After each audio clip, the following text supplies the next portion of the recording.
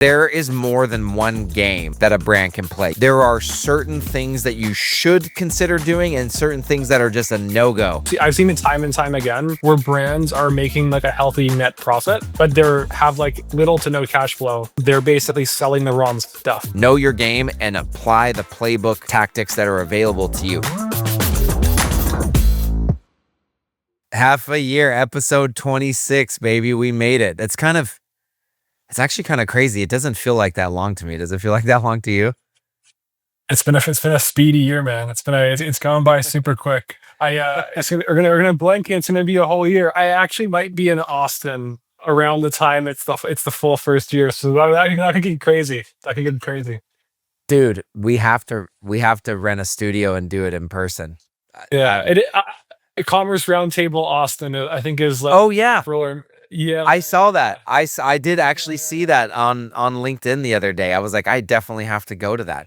Well, dude, this is amazing. We made it. I love it. And I'm excited about what we're going to talk about today. So before we dive in, I want to set the stage. Dylan and I have talked about different aspects of over the last 25 weeks before today. And we've used different terminology for kind of different factors within today's discussion, but I've started to realize that there is more than one game that a brand can play. You've heard Dylan say that, you've heard me talk about that, but I've actually started talking with my team about this, that, hey guys, look, this is actually an unlock to sit down with a brand and say, what's the game you're playing? And based on that game, there are certain things that you should consider doing and certain things that are just a no-go, and you definitely should not do that. This is so important because it takes scaling a brand profitably from this very blended metric kind of game to a very intentional segmentation of performance metrics and decisions around them, because there's an actual playbook that you're following. So today we're talking about playbooks for profitably scaling different games. Dylan, am I crazy or are you excited? I'm so excited. I was gonna say, we're gonna joke and say it's like high LTV is game one, then everything else is harder. Maybe until you have to factor in that some high LTV categories, the cost of acquisition is what's insane. So it's not always that simple. We love to use the acronym LTV here on this pod, but I'm excited. There's pros and cons to every single kind of category that we've listed. So let's dive in. The games we're going to discuss. By the way, this is not every game in ecom, okay? But I would say these are the three most common games that I see, and I would venture to say probably that you guys see as well. So we've got the high LTV game, we've got the new customer dominant game, and we've got the apparel / high SKU count game. So really quick, Dylan, are there any other games that deserve to make this short list for this discussion? I think that is the most common three. Let's stick with it. Okay, so let's not start with high LTV because we talk about that so often on the show. Let's talk about the apparel / high SKU count game. Now, before I'm going to unleash Dylan, I'm going to let he's going to drop a ton of knowledge on this. But here's what we want to frame the conversation around. Instead of just going, hey, I want to get to this revenue number by spending this much in ads and hitting this blended ROAS or blended MER, the process now becomes determine which game you are playing. Based on that game, determine if you need to be first order profitable and maybe even how first order profitable you need to be. Then align CAC, product launches, sales channel expansion, etc., with said game and first order profitability requirement. There's a lot more to it, but that's the high level. So go, Dylan, apparel, high SKU count game. Based on that game, do we need to be first order profitable? Most of the time you do have to be first order profitable. I've seen some high SKU count or apparel stores with some LTVs where some customers will spend like tens of thousands or hundreds of thousands of dollars. It is like crazy. That is like not average and not an average outcome for most customers. But there are high LTV clothing and apparel brands out there with super loyal customer bases. Most commonly with clothing and apparel, I would say that like if you're getting anywhere from like a 30 to 50% LTV increase in the first year, that's you're doing pretty good. Yeah. But I'll try not to talk about LTV too much. But usually when you're getting 30 to 50% in the first year, you want to be near first order profitable, or ideally you're just staying first order profitable in most cases. I think that the game you're playing when you're doing the high SKU count game is you're actually playing like you're always to some degree playing a cash flow management game, but this is Totally. even more crucial here. When you have more SKUs, you have like a much higher likelihood that you're going to end up with inventory sitting in your balance sheet that is just not moving and it's unproductive. So I've seen it time and time again where brands are making like a healthy net profit, but they're have like little to no cash flow because they're basically selling the wrong stuff. And if they have to sell the stuff they want to sell, that may cause them to lose money on a net profit basis. So inventory planning for these businesses is one of the key competencies, and like Totally. inventory sizing is also super critical. Um, that's one piece on like the risk management side of like how much and when to buy. It's a big exercise. The other thing about this game is you have to have a liquidation process in place. So when you're overstocked, how and when do you move it?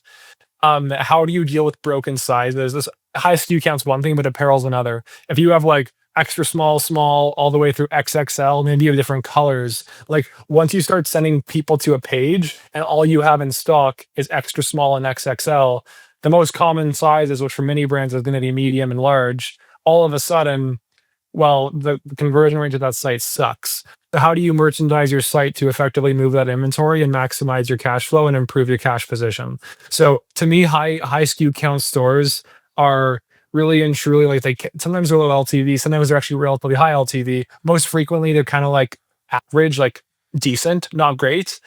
That 30 to 50% range.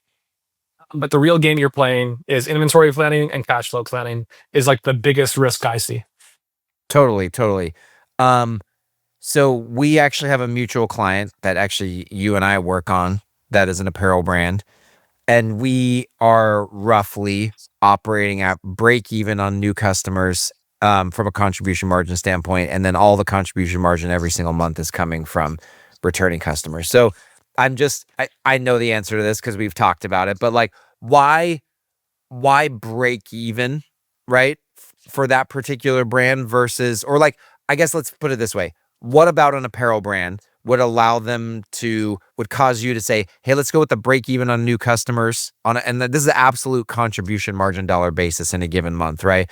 And generate all of our contribution margin each month from returning customers versus like, I need to get a small profit on contribution margin basis on new customers. Like what about the returning customer kind of like purchase profile, or what is it that you see in the brand or in the data that would allow you to go straight, like go all the way down to break even?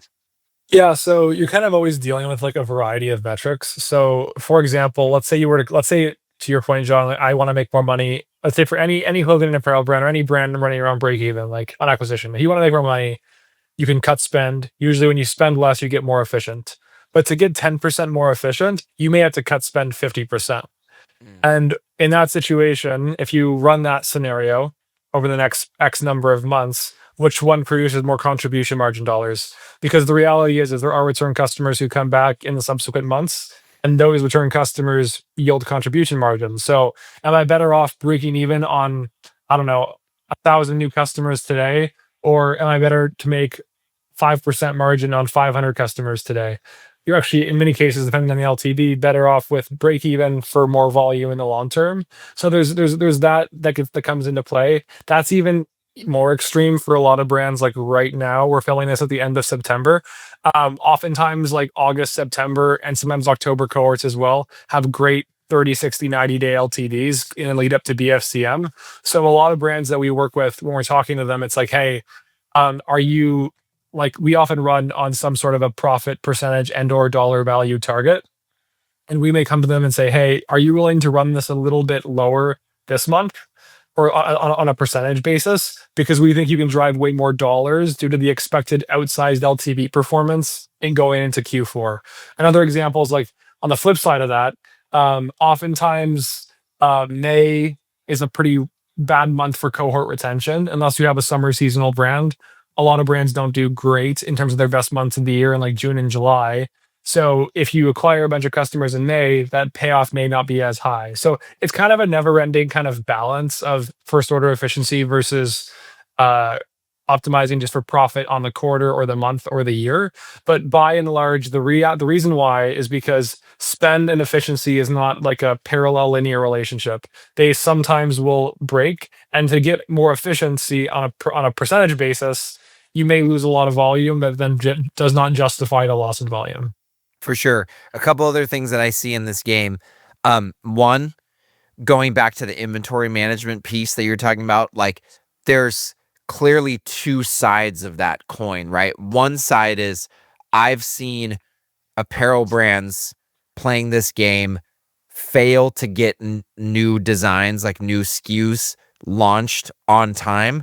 And the following month's performance is just like absolutely horrendous. And so like having the right stuff in stock at the right time can make or break performance. But what's the other side of that coin is like you could get stuck with overstocked inventory positions. And furthermore, the seasonality of not just demand. Cause like I think we talk a lot of I hear a lot of ecom brands talk about the seasonality of demand.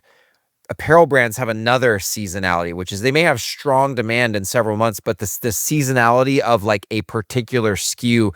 Perfect example is warm clothes during the winter, that if you don't sell them before the winter's over, you're stuck with them until next winter. No one wants even to buy that on blowout in the middle of spring and summer, right? And so you have to watch that very closely. The brand that the mutual client that we have, like I know that the person who runs inventory planning, she is meticulous about she knows that she's been in the apparel game for a long time. She's like, I need to order enough, but like I cannot get stuck with all this winter stuff because I'm literally gonna have to hold it for basically 9 to 10 months.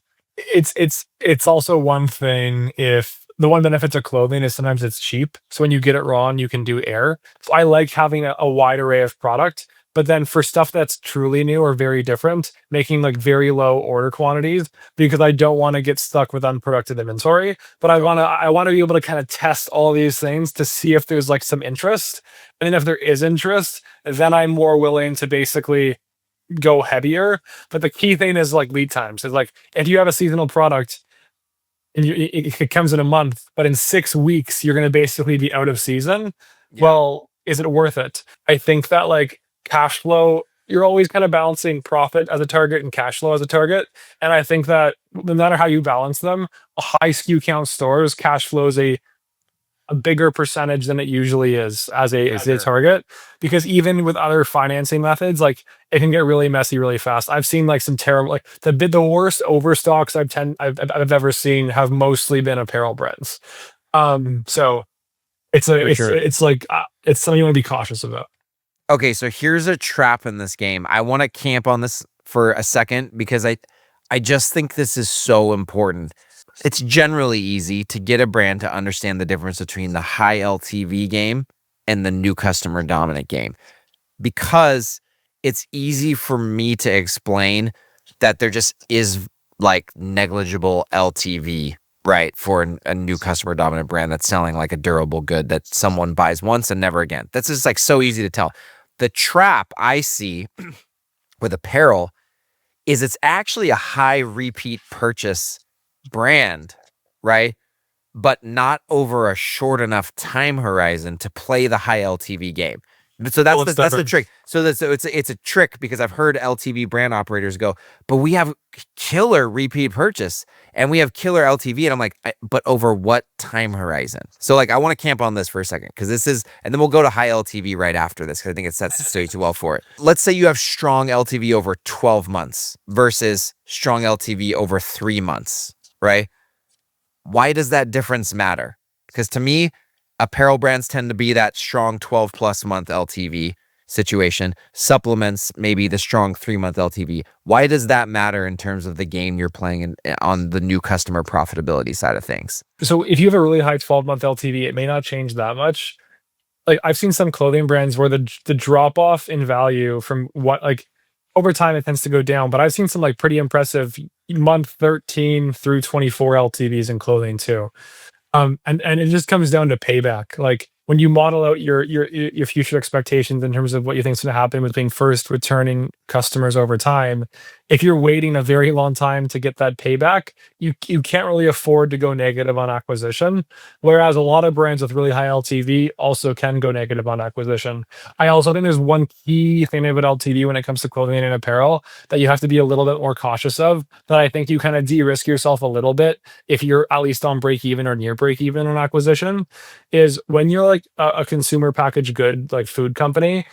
Like yes, there's other entrants to the market, but normally people have like the product or not, and I would argue the durability of the LTV or the probability of past performance repeating again is higher with clothing and apparel. You may just go to style in terms of what you've sold historically, and the new stuff you sell just isn't as popular. I've seen way more variability in clothing and apparel LTV than food and bev LTV. Now, there's exceptions. There's always some that are very sticky and reliable, but like I've seen stores go from, and this is kind of obvious because you're changing, but like I've seen stores where they go from selling a lot of like tees to a lot of hoodies or a lot of hats. And you do that because it's the best on acquisition, but then you don't really factor that in when you're doing your long-term forecasting in terms of what you're selling. And that other category may just have like a completely different LTV profile. And I think in like food and bev, it's often kind of you kind of think of it because these brands spend so much time thinking about cohort analysis that when you're playing the apparel game, you forget that like you have so many different things you're selling, and people just love to look at the blended average cohorts. And I just think that like you should like the blended average cohorts matter, but like if that month zero or month one cohort or whatever you want to call it is the ratio of what you're selling changes a lot, where all of a sudden you went from 30% to 70% hats, go and look at what is the hats LTV curve compared to your everything else, because it may be worse or maybe better, and that's great for sure. but Well, so there's a couple of things you said that I want to draw out really quick. One is that it's not just the time horizon over which you accumulate LTV. It's also the predictability of it, or you said durability. Both of those things matter, but why? Because so actually this morning I was chatting with ChatGPT about this exact thing because I was trying to I've been running into more and more issues of brands saying, "Hey, I have strong repeat purchase, but like, why can't I lose money on a new customer order?" And like, I know this deep in my bones. I know how this works, but I'm like, I need to find a simpler way to explain this, right? And so I came up with this. Well, me and ChatGPT came up with this simple example, which is like, hey, listen, let's say you give $1,000 and you loan one friend $100 every single week, a new friend $100, right? If it takes 2 years, if you say pay me back in 2 years, right? After 10 weeks, you'll have $0 because no one has paid you back yet, right? And so 10 weeks, you're out of cash. Now, let's say that everyone pays you back in a week. You can originate a new $100 loan with the $100 that you collected from last week's loan. Furthermore, if you're charging interest, that interest can compound over time, and eventually you'll have $100 accumulated in interest that you can then loan. But you see, the payback time horizon matters. But then let's also talk about certainty or durability.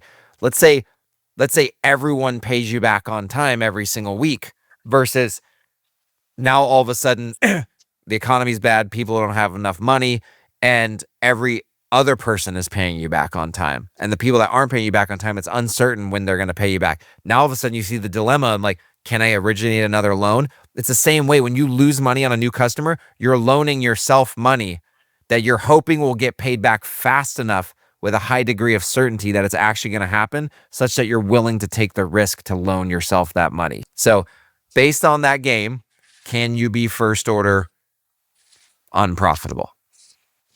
oh yeah.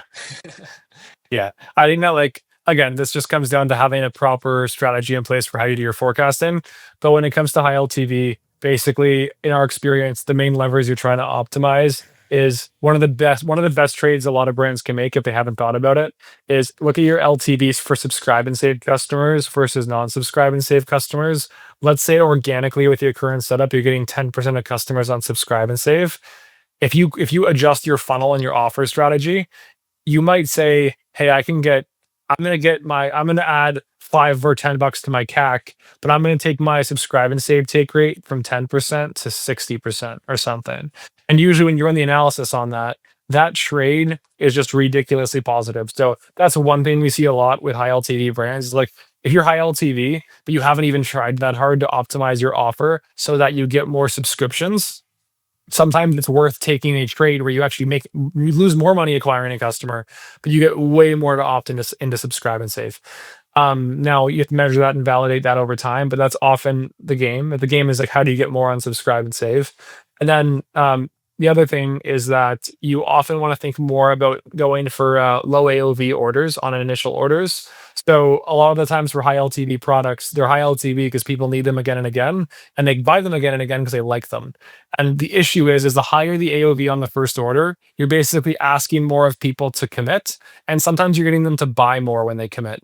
The downside of them buying more is it takes them longer to replenish. So you were just talking, John, about the rate at which you get paid back. If you convince someone to spend 200 bucks on your store, but it lasts them 3 months, if you're not first order profitable on that, that kind of sucks because the payback time is low. But if you actually get them to buy a small amount and then they ideally replenish to a big amount and you can set that up in your selling plans and whatnot, then in that situation, you then have potentially a better CAC to LTV, even though your order one ROAS may be worse than if you go bulk. Now, like everything, there's only so much you should be willing to lose on acquisition because it has to be rooted in your historical data. But a lot of the brands I've seen that make the most profit lose money on acquisition in terms of in terms of how much profit they make and or how consistent and durable their business is. So there's great businesses that lose on acquisition. You just have to be mindful of how much, manage the risk in the process. And then I think the game you're playing is trying to get more subscribe and saves and also lowering CAC via the offer setup. And over time, you may have to test new offers and new products. Like I think some CPG brands, I find they take too long to start adding complementary products. I mean, they just kind of further justify worse and worse CACs because it's like, oh, I still get a payback. It just went from 3 months to 5 months. And it's also hard, in some ways harder in that category to launch new products. But by and large, I'd say those are kind of the main levers that you're pulling if you're in that game. Yeah, I agree. And the more the more brands that we help with the high LTV game, the more cohort models we run and whatnot, the more that I'm developing a stronger and stronger opinion that generally speaking, you've got to get you got to get that CAC paid back or that new customer loss paid back in about 3 months. Are there some brands that can stretch it a bit more? Yes, there are. And it also has a lot to do with one, how fast you're scaling, right? So like, and we'll talk about that more in a second. Like, how fast are you increasing the number of new customers that you're losing money on, right? Which generates an aggregate contribution margin dollar loss, right? Loss per order times a smaller number of orders. Like you can have a higher loss per order times a smaller number of orders, and you may be able to offset it with a little bit of a longer payback for some period of time, right? But like, I think that the reality is you got to dial in. I tend to see it around 3-ish months. I've been saying recently to brands before getting their data, 3 to 6 months. The brands who can make it 6-month payback, like they have other leverage points. They have other financial leverage points in the business, a really well-managed balance sheet, right? Or the right kind of like inventory debt financing situation, or like a big equity cushion in the business. But like generally speaking, it's 3-ish months for the average brand that's playing this game. Do you have a sense of like what kind of a payback period generally tends to be needed for brands? Yeah, I've seen some paybacks that are still successful, like getting close to like the 12-month. I think 3 to 6 months is kind of the range I tend to quote people as what is often most acceptable. I think that there's some businesses that just have really high durability in the retention rates. And in those cases, like those are just prime businesses where you either have to get really good at how you manage financing, and that needs to become like a core competency and skill set of the business. Totally. Or those businesses with a really high LTV but a good loss on acquisition, like they're just great businesses to try and go and raise money for. A lot of D2C brands I don't think should be raising money, but I think that like our industry as a whole has said a lot about, hey, don't raise money, don't raise money, don't raise money. In some cases for these businesses, if you can't get debt and you want to scale at a certain rate, or you want to go and try and become like the true market leader, like there's a reason why you see some of these CPG brands raise a ton of money and it can go well. So I think that 3 to 6 months is like a good kind of general rule of thumb that I think is worth following. I think that if you have a really healthy balance sheet, you might be able to stretch it out. But to your point, it also comes down to how fast you're scaling, because if you scale too fast and you're always increasing spend at the same rate and it's too quick, you never actually get to a point where you start realizing the profits, because you're always losing more than you're. So the one downside to these high LTV businesses is that if you're scaling it just off of free cash flow, you actually have some sort of a cap in place, because you only have so much to start with. You got to scale a certain amount where you're not outpacing the rate that your LTV is coming back and paying you faster. So some of these businesses have like really hard set in stone kind of like cash flow caps, where they might only be able to grow at maximum 50 or 60% a year, which by the way is still awesome. Most business would be super happy with that. But like if you're just making money hand over fist on first time customers and you have a really good system set up for your inventory planning and financing, if you wanted to, you brought up examples in the past of brands going from like low 7 figures to mid 8 figures really quick. That's harder to do in the high LTV game, and is one of the only downsides in the high LTV game, in my opinion, is if you're scaling on free cash flow, it's sometimes slower. Yeah, for sure. And one thing I was thinking about as you were talking is that like we've started recently in the dashboards that we create for the brands that we work with, we have been looking at each month. Like looking at the cohort data is super valuable, but you have to also look at what was the total negative contribution margin dollar loss on new customers for a given month, and then the returning customer contribution margin dollars for a month. And when you look at that as a time series against the cohort data, and then you also just look at aggregate ad spend and contribution margin dollars, you can start to find these inflection points where you started losing more aggregate dollars on new customers than returning customer profit in a given month. And as ad spend went up, contribution margin dollars went down in that same month. Now, when you're trying to throttle up and down to find that point, it's okay if that happens, right? Sometimes. But if you see a clear trend that contribution margins continuing to go down for 2 or 3 months in a row as you're scaling ad spend and your high LTV brand, I can almost guarantee your payback window either just got kicked out a bit or you're just losing money. You're just losing money faster on new customers by scaling ad spend so quickly than you are bringing that, what I call LTV subsidy back into the business on a monthly basis. And it's not super scientific. Like there's no formula we have for like, you've reached the inflection point, but when you see the data turn and head in the other direction, it's like, hey, we might need to throttle back and like recalibrate here. 100%. All right. Let's talk about the new customer dominant game. Or the challenging one, the fun one. Yeah. So I'll let you take the answer to the first question, which is, why does a new customer dominant brand need to be first order profitable? Mainly because you have profit coming from new customers and return customers, and if there's not much coming from return customers, you basically have to rely on it from first time customers. Yeah, and I usually see this. I'm typically seeing this in durable electronics, a lot of consumer electronics. I see this. I also see this in beauty and cosmetic durables, not the consumables, but like devices, beauty devices, cosmetic devices. Is there any other product category that you see this a lot in? If you sell sunglasses, I don't know how many people come back and buy. Like, there's just some categories where yes, someone might come back, but it might be like 3 years later, or it depends how often you lose your sunglasses. I know some people who lose like 6. Oh, Guardian bikes are a great one as well. Like you do repeat purchase a bike as you grow. Kids bikes, right? Kids bikes have repeat purchase, but you're not buying. How often you buy a new kids bike? Every couple years. One of the best parts about D2C is, I think it's, as a marketer, is I think that like when you replace the middleman, be it Amazon, wholesale, whatever, you basically have your own distribution. And D2C, one of the core competencies of being good at D2C is effective growth marketing and advertising. And I think a lot of people kind of in this industry have that background, even as a founder. I think that the average founder in our space is more marketing competence than they are finance competence. Always exceptions, but I would say that's generally where the skill sets tend to lie. And I think that sometimes it's easy to like get hyper focused on the day-to-day intricacies of like Facebook ads, TikTok ads, Google ads, whatever. I think a lot of the time, especially in these categories, with a lot of limited return customers, is you have to spend even more time than normal on new product development, because you never know what could happen in that specific niche that you're selling into in terms of competitors, in terms of that specific consumer spending power, amongst a variety of other things. And you want to basically get diversification via multiple categories or products, I should say, that effectively work on acquisition. And I think a lot of brands that are first end customer dominant are also looking at themselves and saying, hey, listen, I probably am not going to ever be like a 300% LTV increase in 1 year, but I want to move from 15 to 50. And what does my product strategy have to look like to actually meaningfully change that?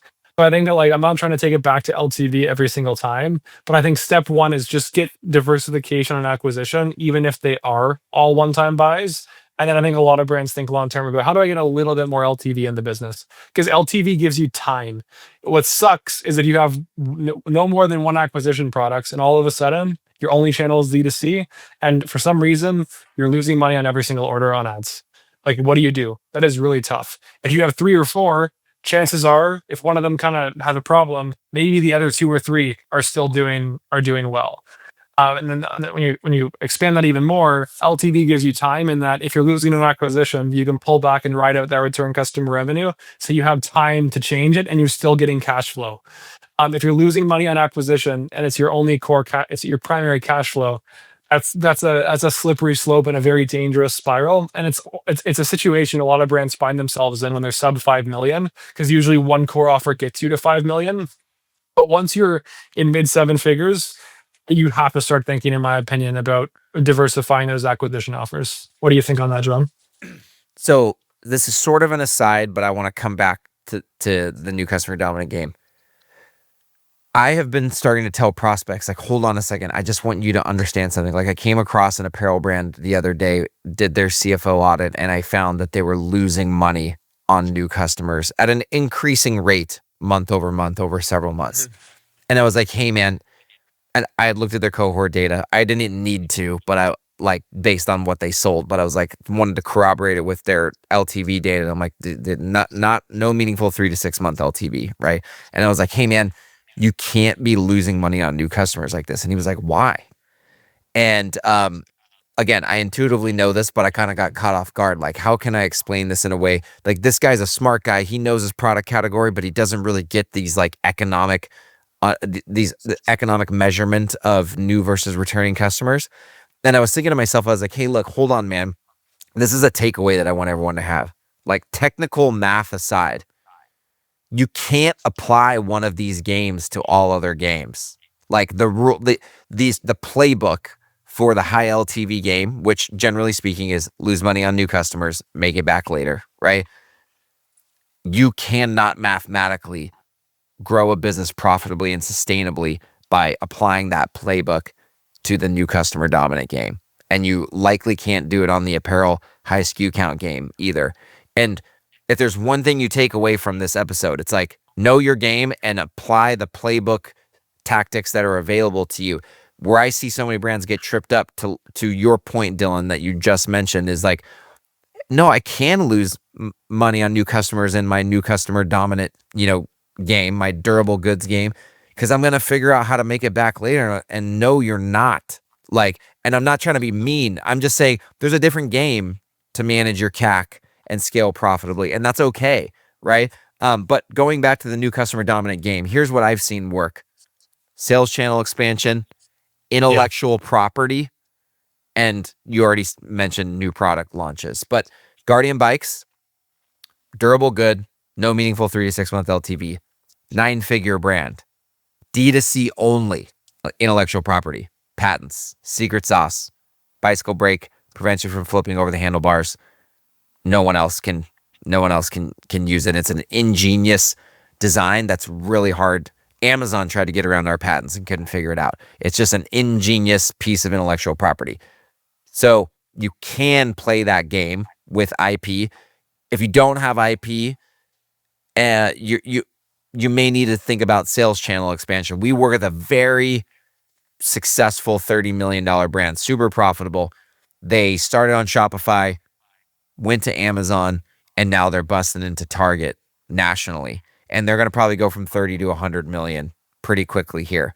But they're focusing on, they don't have like truly defendable IP. There's copycats, but they've built some like non-patent IP through just building a brand. They've really invested in building a brand with a story and a lot of UGC sharing the product. It's a very shareable product. And like that IP is protecting them, even though they're new customer dominant, alongside expanding into physical retail. To be clear, there's nuance to everything, but I feel like it's so complicated to scale a brand. It's so overwhelming for founders. I like to come up with simple heuristic frameworks that, like, caveat, there's nuance to this, but it's a quick thing to recall and think about, right? And so I've actually kind of tried to start sharing with brand founders like, hey, listen, these different games, they're all about, the playbook for them is all about how do you manage profitability in that game? And in reality, it's how do you manage rising CAC as you scale, right? All these games, your CAC will increase. And so what I've come to start to, how I think about it heuristically is, okay, the apparel high SKU count game, we manage rising CAC through product launches and sound inventory management, right SKUs available at the right time. The high LTV game, we manage rising CAC through optimizing LTV payback, right? And then for the new customer dominant brand, we manage rising CAC as we scale by expanding sales channels, building intellectual property, and new product launches. I agree, and I want to give one more for the high LTV game. There's one magical setting in meta: optimize for volume or optimize for value. Value means you want the highest return on ad spend. Volume means you want the lowest cost per purchase in relation to your budget. Assuming you're not using manual bids. Manual bids are great, but a lot of brands don't use them. So let's just pretend they don't exist for a second. Volume or value. If you're a high LTV business, oftentimes you're going to want to run volume, because you don't want to get the highest AOV necessarily. You want to get the lowest CAC and get them in the door. If you're a clothing brand, you may want to run a lot of value. And the truth is, I think for both, I think in many cases you should run both. But if you're at a smaller budget, or you're, for whatever reason, you have to pick one, or you're just trying to test the waters if you're not doing one or the other, that's just like a general rule of thumb that I think often gets overlooked. I love it, man. Well, I feel like I just basically gave my final thoughts. You did, yeah. That little heuristic. What's your final thoughts on this? I think that new product expansion and sales channel expansion is often underlooked, but it's especially underlooked when you are a first-time customer dominant brand. I think that, like, if you're in that category, you have to go after that faster and sooner than the other two categories. I love it, man. Well, that's a wrap. We made it 26 weeks, half year, first 6 months in the bag. Let's go. Yeah, let's go.